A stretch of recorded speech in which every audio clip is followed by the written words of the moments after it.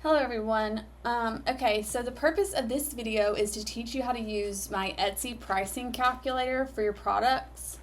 So let's get started. There are 5 tabs. We've got the materials tab, the equipment tab, the other costs tab, the pricing calculator itself, and the price list.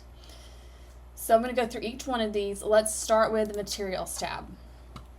This is where you're going to input anything you use to make your product. So I have some examples here, like sticker paper, keychain blanks, fabric. Another one could be vinyl. So let's pretend that you bought some vinyl and it cost you $10 and there's 6 yards of vinyl or however much. Units on hand, so let's just pretend you haven't used any of it yet. You just bought it and it's 6 yards. And the last time you checked, let's just say today's date, April 16th, and then minimum inventory. This is going to be how much inventory you want to have on hand at all times. So let's say I want to have 3 on hand at all times. Well, I have 6, so it's going to change to tell you it's in stock. If I only had 6 in stock, if I only had, my inventory was 6 and I had 6 in stock, it's going to say reorder soon because you're almost to the point where you are below your minimum inventory. And if you are below your minimum inventory, let's say you have 5 over here, it's going to say time to reorder. Or if you had 0, it's going to say out of stock. So this will change depending on what these columns have in them. Let's change this back. And then minimum inventory value or materials inventory value, that's just a running total of how much inventory you actually have on hand based on this column and this column. So right now, with these examples I have $156 of materials inventory. And then there's just some graphs here to show you, what's in stock, what's reorder soon, what's out of stock, that kind of thing. So so you would input everything you've used to physically make your product here. And then let's go over to the equipment tab. This is where you input your equipment that you use to make your product. So if you have a printer, Silhouette, ink. Now ink is a little weird because it's hard to track. So I put it here instead of the materials tab, but you really could put it either one. But for now, let's just leave it here. So let's say I have a Cricut and I use that, and I got that on March 15th, 2026, and it was, how much are Cricuts? Like $350. And then the useful life, okay, so in the instruction sheet that came with this spreadsheet, I gave you some examples of some useful lives for different products or different product categories. So a Cricut would probably have like a 5-year life. So that's how long you would use the product before you replaced it or before it was no longer usable. So let's just say it's 5 years, but like I said, in the instructions, I gave you a whole list of useful lives so you can properly assign the useful life to whatever equipment you're talking about. Annual depreciation expense in that case would be 5 over 70, which is just the total purchase price divided by the useful life. And then how many of estimated annual units do you produce per year? So in this case, let's just pretend it's 5,000. And that's going to tell you that over 5 years at 5,000, you produce 25,000 units over the life of the product. And the depreciation per unit is 1 cent. So this isn't really like an exact depreciation schedule by any means, but it's really just a way to kind of calculate the wear and tear on your equipment so you can calculate that into your pricing. It also is a nice way to keep track of what you actually have.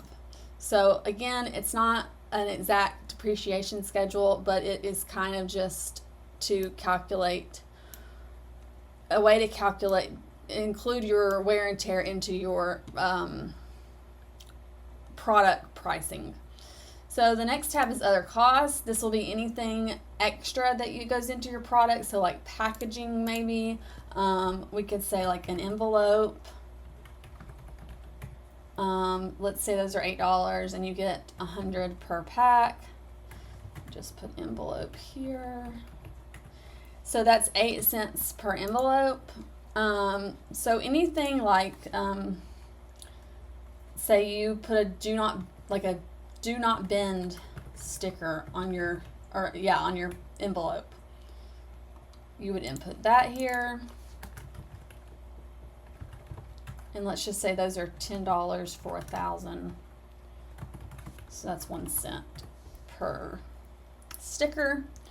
So anything that you use, like you could do packing tape, labels, anything extra that you put into your product that has to have to go out the door. So that goes here. And then the pricing calculator is really the engine of the product, or of the calculator. This is where you calculate out the actual selling price of your product. So let's pretend I'm going to price out a sticker. Say I sell stickers. So, sticker. How many do I make per batch? If I make stickers, I can make 6 per page. So let's say 6. My ideal profit margin on a sticker, let's say, now this is going to depend on your product and your actual costs that go into your product. But for a sticker, I can probably get a pretty high profit margin because they're cheap to make. So let's just pretend, let's do 45%. The discount, this is if you want to run a sale, but you want to run a sale on Etsy, but you want to account for that discount in your sales price, so you're not actually losing money on the sale. So let's just pretend you're running a 10% sale. This is optional. You don't have to put this in. If you're not running a sale, you can put it to 0, but let's just pretend we're running a 10% sale. Sales tax, we'll just say it's 10%. Etsy fee buffer. An Etsy fee buffer, this is where you would put in a percentage of what you think your Etsy fees are going to be, so you can price that into your product. So let's just say Etsy fees are like 10%. It's not exact, but it gives you a little cushion on your purchase price. Actual shipping costs, let's just say 74 cents. That's the price of a stamp. And then shipping percentage to include in final price. Do I want to include the shipping cost in my final price? So let's just say I do, and let's say I want to include the whole shipping cost at 100%. Okay. Now, this has to be filled in. Some of these can be 0. If you don't want to include the shipping price the shipping cost in your price, you can change this to 0 and it'll take it out. You can increase this. The Etsy fee buffer, you can change that to 15%. You can change that to whatever you want. Say you don't want to include that in your purchase price, you can change it to 0. But I'm going to, so let's just say 10%, and I want to include my full shipping cost. Okay. Now, this down here is where you're going to input your actual materials that are pulling from these tabs. So let's just say I'm using sticker paper. I use 1 sheet, and then on labor costs, let's just say, so printing, cutting, packaging, and how long does it take you? It takes me 5 minutes to print, it takes me 5 minutes to cut, it takes me 5 minutes to package, so it takes me 15 minutes. And then my hourly rate is $15, $15. That kind of puts, this will calculate out your hourly rate per unit. So it's 21 cents for each operation. Then over here, you're going to do your equipment costs. So I use a silhouette and I use ink. So that's going to throw that in there for you. And then other cost, I use an envelope and I use a do not bend sticker and I use 1. So this kind of gives you the price. So right now with all these settings, with these materials, labor, equipment, and other costs, it's going to say you need to list this at $5.07 to account for all these costs and get your profit margin where you want it. Now, if I wanted a different profit margin and I did 35%, it's going to adjust. It's going to say, okay, so if you want all these included at a 35% profit margin, you need to list it for $3.92. Now, we know that on Etsy, you aren't going to list something for $5.07. You may list it for $5. You know what I mean? Like, you may round up or down depending on how you want your price to look. But this kind of gives you, you know, how much you need to list it at a minimum in order to account for all these costs. So that's kind of how it works. You got some stuff up here. This tells you the product cost. This tells you the profit that you would make, and this tells you the listing price. There's some graphs. But you would do this for each product. So then you would come over here, and it's going to have, when you first finish this, you come over here and don't change anything, but you come over here and it's going to say, okay, a sticker. I didn't give it a SKU. Let's say 1,000 or 100. 1,000. Okay, so SKU 1,000, a sticker, date that the date that you priced it out, the product cost, the profit percentage, the profit amount, the shipping percentage, the shipping amount, the discount percentage, the discount amount, the Etsy buffer fee percentage, the Etsy buffer fee amount, and the final listing price. So you're going to copy this,